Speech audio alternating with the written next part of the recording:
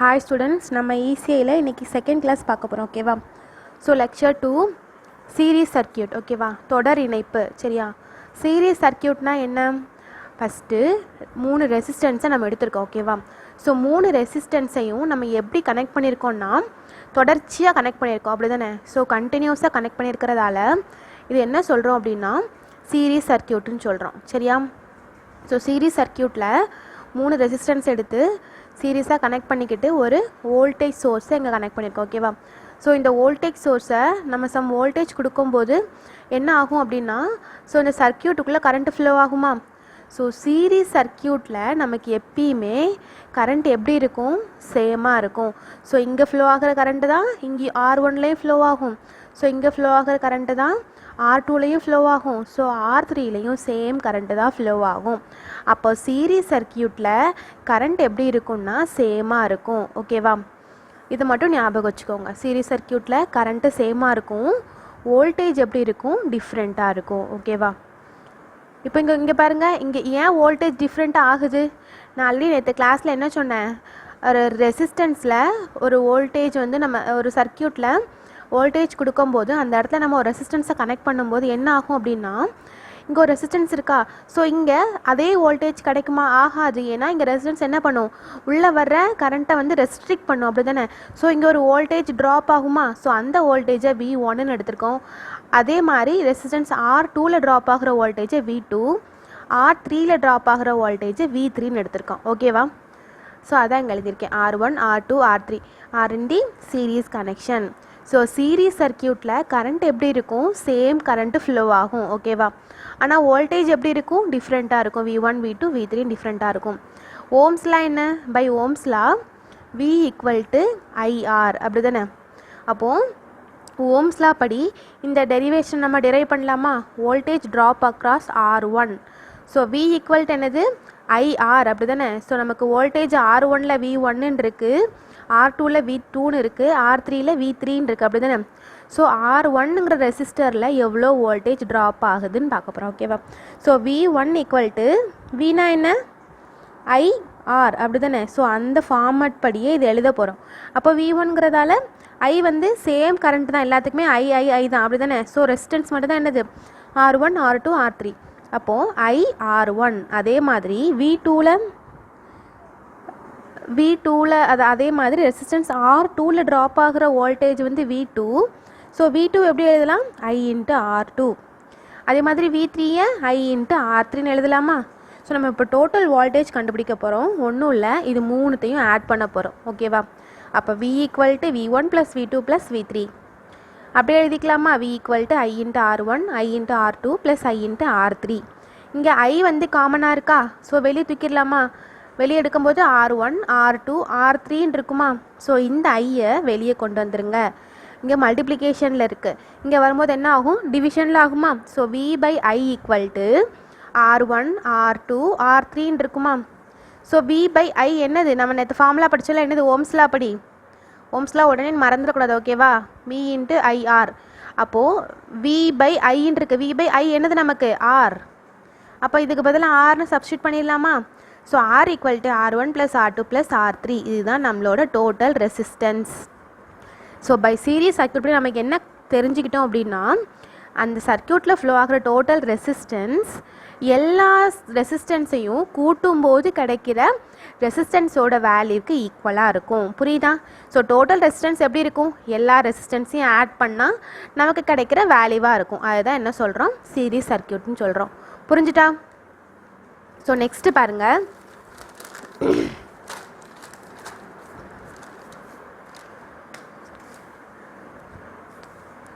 Next parallel circuit. ஓகேவா? So பேரலல்னா என்னது? பக்க இணைப்பு. ஓகேவா? ஸோ R1, R2, R3ங்கிற ரெசிஸ்டன்ஸை நம்ம என்ன பண்ணியிருக்கோம்? பேரலாக கனெக்ட் பண்ணியிருக்கோம். ஓகேவா? பேரலல் சர்க்கியூட்டில் நமக்கு ஃப்ளோ ஆகிற வோல்டேஜ் எப்படி இருக்குது? V அப்படின்னு இருக்கு. சரியா? பேரலல் சர்க்கியூட்டில் வோல்டேஜ் சேம். சரியா? இங்கேயும் Vங்கிற வோல்டேஜ் தான் ஃப்ளோ ஆகும், இங்கேயும் Vங்கிற வோல்டேஜ் தான் ஃப்ளோ ஆகும், இங்கேயும் Vங்கிற வோல்டேஜ் தான் ஃப்ளோ ஆகும். ஆனால் கரண்ட்டு பாருங்கள், இங்கே வோல்டேஜ் கொடுத்த உடனே ஐங்கிற கரண்ட்டு ஃப்ளோ ஆகுது. ஸோ இங்கேருந்து ஒரு கரண்ட் போகுது, இதே கரண்ட்டு ஸ்ப்ளிட் ஆகி இங்கேயும் போகுது. அகெயின் இந்த கரண்ட்டும் ஸ்ப்ளிட் ஆகி மேலே இருக்கிற ரெசிஸ்டன்ஸுக்கும் போகுது. ஸோ இன் பேரலல் சர்க்கியூட்டில் வோல்டேஜ் எப்படி இருக்கும்? சேமாக இருக்கும். இந்த வேர்டை மறந்துடக்கூடாது. கரண்ட் எப்படி இருக்கும்? டிஃப்ரெண்ட்டாக இருக்கும். ஓகேவா? இதுதான் பேரலல் சர்க்கியூட். ஓகேவா? ஸோ இந்த சர்க்கியூட்டில் வோல்டேஜ் வந்து எப்படி இருக்கும்னா ஈக்குவலாக இருக்கும். சரியா? அதை நான் சிம்பிள் போட்டு காமிச்சிருக்கேன். ஸோ இது circuit is called as parallel circuit. So இந்த சர்க்கியூட்டில் R1 R2 R3 பேரலாக கனெக்ட் பண்ணியிருக்கோம். இது என்னது? இது பேரலல். சரியா? நான் சிம்பிள் மாதிரி போட்டிருக்கேன். ஓகேவா? ஸோ இதுக்கு ஃப்ளோ ஆகிற வோல்டேஜ் எப்படி இருக்கும்னா V1 விங்கிற வோல்டேஜ் வந்து எல்லாமே சேமாக தான் இருக்கும். இந்த R1 R2 R3ங்கிற பேரலல் சர்க்கியூட்டில் ஃப்ளோ ஆகிற கரண்ட் எப்படி இருக்கும்னா I1 I2 I3 டிஃப்ரெண்ட்டாக இருக்கும். பை ஓம்ஸ்லா இந்த பை ஓம்ஸ்லா படி நம்ம என்ன கண்டுபிடிக்க போகிறோம்னா டோட்டல் அமௌண்ட் ஆஃப் கரண்ட் கண்டுபிடிக்க போகிறோம். அப்போ ஓம்ஸ்லா படி ஐயோட ஃபார்முலா என்ன? I = V/R அப்படி தானே? ஸோ இந்த V/Rஐ வச்சு இந்த சர்க்கியூட்டுக்கான ஈக்குவேஷன்ஸை எழுதலாமா? ஸோ I என்னது? நமக்கு I1 I2 I3 இருக்குது அப்படி தானே? So I1 = V/R1, I2 = V/R3, I2 = V/R2, I3 = V/R3. இந்த I = V/Rங்கிற ஃபார்மெட்டில் நம்ம V1க்கு பதிலாக Vக்கு பதிலாக V, Iக்கு பதிலாக I1 I2 I3, Rக்கு பதிலாக R1 R2 R3ன்னு சப்ஸ்டியூட் பண்ணியிருக்கோம். ஓகேவா? So total amount of current எழுதிடலாமா? அதே மாதிரி போன சர்க்கியூட்டில் பண்ண மாதிரி தான் 3 கரண்ட்டையும் ஆட் பண்ணிடுங்க. அப்போது total current I1 + I2 + I3. அப்போ டோட்டல் கரண்ட் I = என்னது? V/R1. I2க்கு பதிலாக என்ன சப்ஸ்டியூட் பண்ணுங்கள்? V/R2. I3க்கு பதிலாக V/R3 சப்ஸ்டியூட் பண்ணிடலாமா? ஸோ இந்த இடத்துல என்னது காமனாக இருக்குது? V காமனாக இருக்கா? V தூக்கி வெளியே போட்டுருங்க. எடுக்கும்போது 1/R1 + 1/R2 + 1/R3 கிடைக்குமா? ஸோ இந்த இடத்துல நம்ம I எப்படி எழுதலாம்? ஐக்கு ஃபார்முலா என்ன? V/R அப்படி தானே? ஸோ ஐக்கு பதிலாக V/Rன்னு சப்ஸ்டியூட் பண்ணிடலாமா? இங்கே V இருக்குமா? இது அப்படியே எழுதிடலாமா? ஸோ இந்த வியும் கேன்சல் ஆயிரும். ஸோ 1/Rன்னு இருக்கும். 1/R = 1/R1 + 1/R2 + 1/R3. இதுதான் நமக்கு ரெசிஸ்டன்ஸ் வந்து பேரலாக இருக்கும்போது உள்ள ஈக்குவேஷன். சப்போஸ் 2 ரெசிஸ்டன்ஸ் மட்டும் பேரலாக இருக்குது. ஓகேவா? அப்போ நமக்கு என்ன வரும்? 1/R = 1/R1 + 1/R2 2 தான் வரும் அப்படி தானே? ஸோ அதோட டோட்டல் ரெசிஸ்டன்ஸ் கண்டுபிடிக்கணும்னா ஸோ இது நமக்கு டோட்டல் R கண்டுபிடிக்க போகிறோம். ஓகேவா? அப்போ இந்த ஈக்குவேஷன் என்ன பண்ணலாம்? கீழே என்ன இருக்குது? R1 + R2 காமனாக எடுத்துடலாமா? எல்சிஎம் எடுங்க, கிராஸ் மல்டிப்ளிகேஷன். அப்போது இங்கே வந்து R2 வரும், இந்த இடத்துல வந்து R1 வரும். இந்த ஈக்குவேஷன் எப்படி எழுதலாம்? R1 cross multiplication. சரியா? இங்கே இன்ட்டு வரும். அப்போது R1 R2/R1 + R2. இதுதான் டோட்டல் ரெசிஸ்டன்ஸோட வேல்யூ. புரியுதா? ஸோ இதுதான் பேரலல் சர்க்கியூட்டுக்கான ஈக்குவேஷன். ஓகேவா? தெரியல அப்படின்னா வீடியோவை திருப்பி போட்டு கேளுங்க. ஓகேவா? நமக்கு டைம் கிடையாது, சீக்கிரம் சிலபஸை முடிச்சாகணும். புரியல அப்படின்னா அகெயின் வீடியோவை பார்த்துட்டே இருங்க, உங்களுக்கு கிளாஸ் புரிஞ்சிடும். ஓகேவா? ஸோ இப்போ பார்த்தீங்கன்னா சீரியஸ் அண்ட் பேரலல் சர்க்கியூட். ஒரே சர்க்கியூட்டில் சீரியஸ் கனெக்ஷனும் இருக்குது, அதே மாதிரி பேரலல் கனெக்ஷனும் இருக்குது. ஓகேவா? ஸோ இந்த R1 எப்படி கனெக்ட் பண்ணியிருக்காங்க? சீரியஸாக கனெக்ட் பண்ணியிருக்காங்க. ஸோ இந்த ரெண்டையும் பாருங்கள், R2வும் R3யும் எப்படி இருக்குது? பேரலல் கனெக்ஷனில் இருக்குது அப்படி தானே? ஸோ அப்போது இந்த சர்க்கியூட்டை நம்ம சிம்பிளிஃபை பண்ண போகிறோம். ஃபஸ்ட்டு என்ன பண்ணணும்னா இந்த பேரலல் சர்க்கியூட்டை சிம்பிளிஃபை பண்ணி ஒரே ரெசிஸ்டன்ஸாக கொண்டு வர போகிறோம். புரிஞ்சுட்டா? அப்போது பேரலல் சர்க்கியூட்டுக்கு ஃபார்முலா என்ன? R = R1 R2/R1 + R2. இதுதானே பேரலலுக்கு ஃபார்முலா. ஓகேவா? அதுபடி இந்த R2வையும் R3யையும் எழுத போகிறோம். ஓகேவா? அப்போது டோட்டல் பேரலல்ங்கிறதால RPன்னு வச்சுக்கலாம். இங்கே என்னெல்லாம் இருக்குது? R2வும் R3யும் தான் வந்திருக்கு. ஸோ அதனால் R2 R3/R2 + R3ன்னு எழுதியிருக்கோம். புரிஞ்சுட்டா? அப்போது இந்த பேரலல் சர்க்கியூட் என்ன ஆயிரும்? இந்த 2 ரெசிஸ்டன்ஸு போயிட்டு இந்த 2 ரெசிஸ்டன்ஸும் எப்படி கன்வெர்ட் ஆயிரும்? நம்ம பேரலாக ஒரே சீரீஸாக ஒரே ரெசிஸ்டன்ஸாக கன்வெர்ட் பண்ணியாச்சு RPன்னு அப்படி தானே?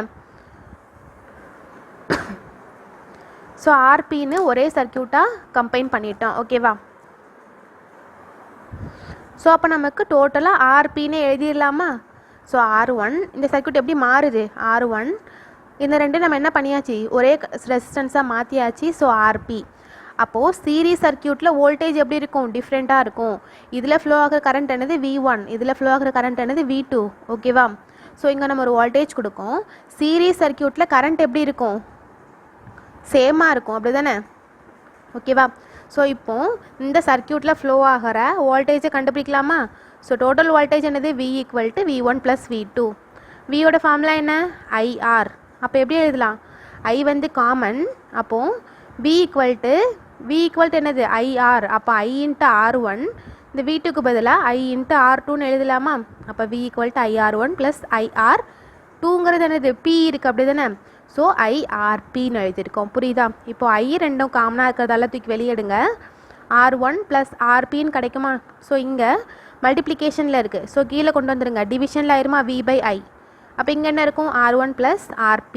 So that is equal to R = R1 + RP. புரிஞ்சுட்டா? ஸோ டோட்டல் ரெசிஸ்டன்ஸ் நம்ம கண்டுபிடிச்சாச்சு, என்னது, R1 + RP. இதுக்கப்புறம் நம்ம என்ன கண்டுபிடிக்கணும், R2ல் ஃப்ளோ ஆகிற கரண்ட் I2வையும் R3ல் ஃப்ளோ ஆகிற கரண்ட் I3யையும் கண்டுபிடிக்க போகிறோம். ஸோ வோல்டேஜ் கண்டுபிடிச்சாச்சு, இந்த ரெண்டு கரண்ட்டையும் கண்டுபிடிக்கணும், அப்படி தானே? ஸோ அப்படி கண்டுபிடிக்கும் போது நமக்கு I2 என்ன கிடைக்கும் அப்படின்னா, இங்கே பாருங்கள், R2 கண்டுபிடிக்க போகிறோம். சரியா? R2 நமக்கு வேணும் அப்படின்னா, I2 கண்டுபிடிக்கணும். I2ங்கிற கரண்ட் கண்டுபிடிக்கணும் அப்படின்னா அதுக்கு அக்ராஸில் இருக்கிற ரெசிஸ்டன்ஸோட வேல்யூ என்னது, R3. சரியா?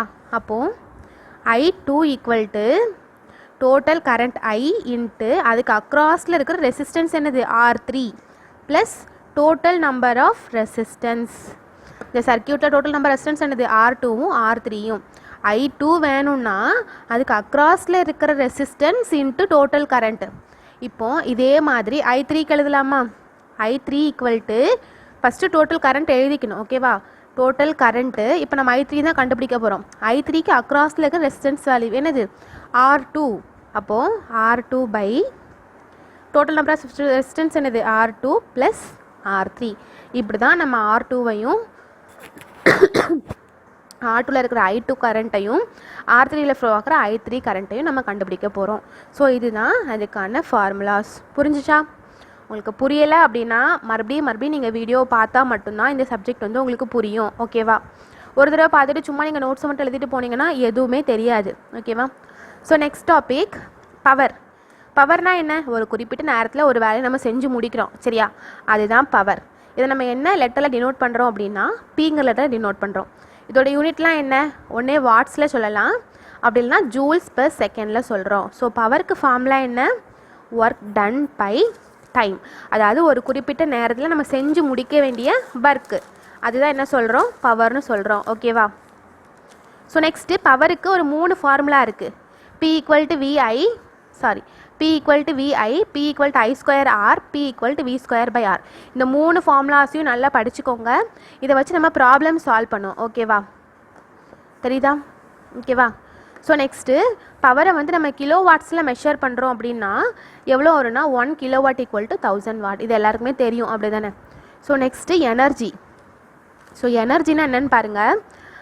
எனர்ஜினா டெஃபினேஷன் என்ன அப்படின்னா பவர் இன்ட்டு டைம். ஓகேவா? நம்ம Pக்கு என்ன ஃபார்முலாலாம் பார்த்தோம், P = VI ஒரு ஃபார்முலா பார்த்தோம், P = I²Rன்னு ஒரு ஃபார்முலா பார்த்தோம், P = V²/Rன்னு ஒரு ஃபார்முலா பார்த்தோம்.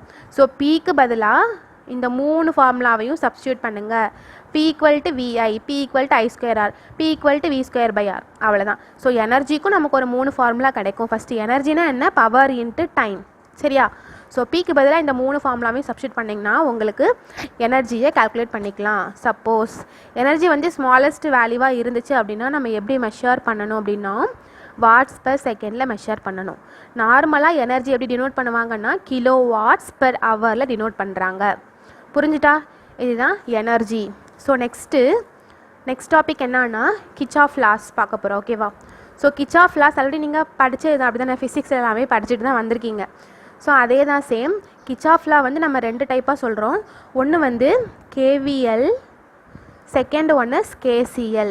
ஓகேவா? ஸோ ஃபஸ்ட்லாம் பார்க்கலாம் KCL. KCLனால் என்ன அப்படின்னா ஒரு நோட் இருக்கா. சரி, நான் ஃபஸ்ட்டு சொல்கிற டயக்ராம் வச்சு நான் எக்ஸ்பிளைன் பண்ணுறேன், பார்த்துக்கோங்க. அப்புறம் டெஃபினேஷன் படிங்க. சரியா? இந்த நோடு இருக்கா, இந்த நோடுக்குள்ளே வர்ற வந்து இந்த நோடுக்குள்ளே வர்ற கரண்ட்டோட வேல்யூ வந்து எப்படி இருக்கும்னா ஈக்குவல் டு 0வாக இருக்கும். புரிஞ்சுட்டா? ஒரு நோடு இருக்குன்னா அதில் உள்ளே வர்ற கரண்ட் ஃபுல்லாக எப்படி இருக்கும்னா தட் இஸ் ஈக்குவல் டு 0. இப்போ பாருங்கள், இந்த கரண்ட் எப்படி இருக்குது, நோடுக்குள்ளேயே வருது, வெளியே பார்க்க போகுது. இது பாருங்கள், நோடுக்குள்ளே பார்க்க வருது. இது பாருங்கள், வெளியே பார்த்து போகுது. இது உள்ளே வருது, இது உள்ளே வருது. இப்போ நம்ம என்ன பண்ண போகிறோம்னா உள்ளே வர்ற கரண்ட் எல்லாம் பாசிட்டிவ்னு எடுத்துக்க போகிறோம், வெளியே போகிற கரண்ட் எல்லாம் நெகட்டிவ்னு எடுத்துக்க போகிறோம். புரிஞ்சுட்டா? அப்போது இதை ஈக்குவேஷன் எழுதலாமா? இதை ஈக்குவேஷனாக எழுத போகிறோம். சரியா? ஈக்குவேஷனாக எழுதும்போது என்ன சொன்னேன், உள்ளே வர்ற கரண்ட் எல்லாம் என்ன பண்ண போகிறோம், பாசிட்டிவாக எடுக்க போகிறோம், வெளியே போகிற கரண்ட் எல்லாம் நெகட்டிவாக எடுக்க போகிறோம். சர்க்கியூட்டில் பாருங்கள், எதெல்லாம் உள்ளே வருது, I2 உள்ளே வருது, I4 உள்ளே வருது, I5 உள்ளே வருது. அப்படி தானே? அப்போ ஈக்குவேஷன் எழுதலாமா? I2, ஏன்னா உள்ளே வர கரண்ட்டெல்லாம் என்ன சொன்னேன், பாசிட்டிவ். I2 + I4 + I5, I1ம் I3யும் வெளியே பார்க்க போகுது. அப்படி தானே? அப்போது -I1 - I3 = 0 போட்டுடலாமா? அப்போது இந்த இடத்துல பாருங்கள், ஸோ இது ரெண்டும் மைனஸில் இருக்கிறதால இந்த பக்கம் கொண்டு போயிடலாமா? I2 + I4 + I5 = I1 + I3. So இதை தான் நம்ம என்ன சொல்கிறோன்னா டோட்டல் மொத்த கரண்ட் வந்து எப்படி இருக்கும், ஈக்குவல் டு 0வாக இருக்குமா? ஸோ ஒன்றுமே இல்லை, நம்ம இதை ரெண்டு இந்த ஈக்குவலுக்கு அந்த பக்கம் கொண்டு போயிருக்கோம். இதுதான் என்ன சொல்கிறோம், Kirchhoff current law. So next KVL. கேவிஎல்னா என்ன, கிர்ச்சாஃப் வோல்டேஜ் லா. ஓகேவா? கேவிஎல்னா வோல்டேஜ் லா. வோல்டேஜ் லா அப்படின்னா என்னன்னா, இது ஒரு க்ளோஸ்டு சர்க்கியூட் இருக்கா, இந்த க்ளோஸ்டு சர்க்கியூட்டில் உள்ளே வர்ற வோல்டேஜ் எப்படி இருக்கும்னா அதோட கூட்டுத்தொகைக்கு சுழியாகும். ஓகேவா? இந்த க்ளோஸ்டு சர்க்கியூட் எல்லா வோல்டேஜுக்கும் எப்படி இருக்கும்னா சுழியாகும். ஸோ நெக்ஸ்ட்டு இந்த சர்க்கியூட்டில் பாருங்கள், ஸோ இங்கே ப்ளஸ் இருக்கா, இங்கே மைனஸ், இங்கே ஒரு வோல்டேஜ் சோர்ஸ் இருக்குது. ஸோ இதில் ஃப்ளோ ஆகிற கரண்ட் வந்து என்ன சொல்கிறோன்னா ஐன்னு சொல்கிறோம். ஸோ இது ஒரு ரெசிஸ்டன்ஸ் R1, இந்த ரெசிஸ்டன்ஸ் ஒன்று R2. ஓகேவா? ஸோ இந்த சர்க்கியூட்டில் பாருங்கள், வோல்டேஜ் ரைஸை வந்து நம்ம எப்படி எடுத்துக்கிறோன்னா பாசிட்டிவில் எடுத்துக்கிறோம். வோல்டேஜ் ரைஸ்னால் ஒன்றுமே கிடையாது, இது வந்து ப்ளஸ்ஸு மைனஸ், இது வந்து வோல்டேஜ். சரியா? ப்ளஸ்ஸு மைனஸ் இப்படி பார்க்க வோல்டேஜ் ஃப்ளோ ஆனால் இதை வந்து பாசிட்டிவ்னு எடுத்துக்கணும். ஓகேவா? இதுதான் வோல்டேஜ் ரைஸுன்னு சொல்கிறோம். இது வந்து வோல்டேஜ் ட்ராப்பு. வோல்டேஜ் ட்ராப்னா என்ன, இது நெகட்டிவ், இது பாசிட்டிவ். இங்கே நெகட்டிவ் இருக்குது, இங்கே பாசிட்டிவ் இருக்குது. வோல்டேஜ் என்ன ஆகுது, ட்ராப் ஆகுது. அப்போ இதை நெகட்டிவில் டினோட் பண்ண போகிறோம். இங்கே என்ன ஆகுது, ப்ளஸ் இருக்குது, மைனஸ் இருக்குது. அப்போது இப்படி தான் வோல்டேஜ் ஃப்ளோ ஆகுது. அப்போ இதை எப்படி எடுத்துக்கணும், பாசிட்டிவ் எடுத்துக்கணுமா? ஸோ ஈக்குவேஷன் எழுதலாமா? +V, இங்கே வந்து கரண்ட் வருது, இங்கே ஒரு வோல்டேஜ் என்ன ஆகும், இதில் இங்கே ரெசிஸ்டன்ஸ் இருக்குது. அப்படி தானே? ஸோ ரெசிஸ்டன்ஸ் இருக்கிறதால இந்த இடத்துல என்ன ஆகுதுன்னா ஒரு வோல்டேஜ் ட்ராப் ஆகுமா, கரண்ட்டை வந்து ரெஸ்ட்ரிக்ட் பண்ணும். அப்படி தானே? ஸோ அப்போ இந்த இடத்துல ட்ராப் ஆகுறதால இது நம்ம என்ன சொல்கிறோன்னா நெகட்டிவ். அப்போது -V வரும். அப்படி தானே? ஸோ அப்போது -IR1 எழுதலாமா? ஸோ இதே கரண்ட்டு தான் இங்கேயும் ஃப்ளோ ஆகும். அப்படி தானே? ஸோ அப்போ இங்கே வரும்போது என்ன ஆகுது, இங்கேயும் அகெயின் ஒரு ரெசிஸ்டன்ஸ் இருக்குது, இங்கேயும் வோல்டேஜ் ட்ராப் ஆகும். அப்படி தானே? அப்போ இதே எப்படி எழுதலான்னா -I × R2. ஸோ இது என்னது, -V. இதுக்கு என்னது, -V. ஏன்னா V = IR. அப்படி தானே? ஸோ இங்கேயும் வோல்டேஜ் ட்ராப் ஆகுது. வோல்டேஜ் ட்ராப் ஆன என்ன சொன்னேன், அதை மைனஸில் எழுதணும். ஓகேவா? இங்கே நமக்கு IRன்னு இருக்கிறதால நம்ம இந்த Vக்கு பதிலாக IRன்னு போட்டோம். அப்போ ஈக்குவேஷன் எப்படி வரும், +V -IR1 -IR2 = 0. ஸோ அப்போ V = இது ரெண்டும் ஈக்குவலுக்கு அந்த பக்கம் போகும்போது IR1 + IR2. சாரி, இதுதான் என்ன சொல்கிறோன்னா கேவிஎல்னு சொல்கிறோம். புரியுதா? ஒன்றுமே இல்லை, ஒரு க்ளோஸ்டு சர்க்கியூட்டில் ஃப்ளோ ஆகிற எல்லா வோல்டேஜ் எப்படி இருக்கும்னா = 0ன்னு கொண்டு வருவோம். வோல்டேஜ் ரைஸை வந்து பாசிட்டிவில் நோட் பண்ணணும், வோல்டேஜ் ட்ராப்பை வந்து நெகட்டிவில் நோட் பண்ணணும். இந்த ரெண்டு விஷயத்தை மட்டும் ஞாபகம் வச்சுட்டு நீங்கள் ஈக்குவேஷன் எழுத வேண்டியதுதான். ஓகேவா? புரிஞ்சுட்டா? எதுவும் டவுட் இருந்தால் கேளுங்க. அப்புறம் உங்களுக்கு புரியலை அப்படின்னா வீடியோ மறுபடியும் பார்த்துக்கிட்டே இருங்க. அப்போ தான் உங்களுக்கு இந்த கிளாஸ் வந்து கிளியராக புரியும். ஓகேவா? Thank you students.